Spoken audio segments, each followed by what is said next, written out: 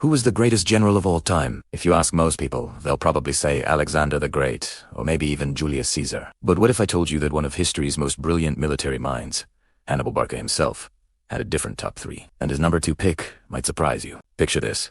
The great Hannibal, exiled from Carthage, is having a chat with the Roman general Scipio. Scipio, the man who finally defeated him, asks Hannibal to rank the greatest generals ever.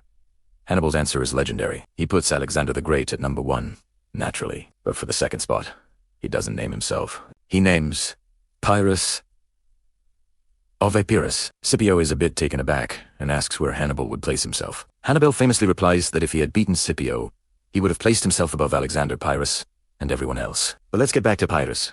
Why did Hannibal hold him in such high regard? Pyrrhus was a king and a military adventurer from a small kingdom in modern-day Greece. He was a master of tactics, known for his combined arm strategy, using cavalry, infantry, and his famous war elephants in perfect coordination. This was something Hannibal himself would later perfect. Pyrrhus fought all over the place, in Macedon, in Italy against the Romans, and in Sicily against the Carthaginians. He won many battles, but often at a devastating cost. This is where we get the term Pyrrhic victory, meaning a win that's so costly it's almost a defeat. For example, at the Battle of Escalum, he told a congratulating soldier, "One more such victory, and we are lost."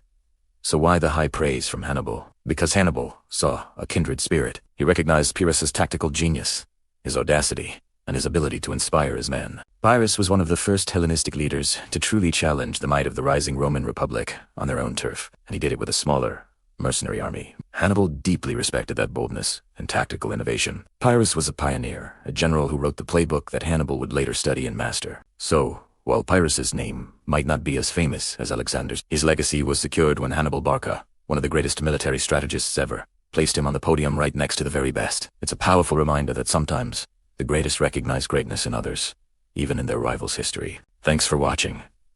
If you enjoyed this dive into military history, make sure to like, subscribe, and hit that notification bell for more. See you next time.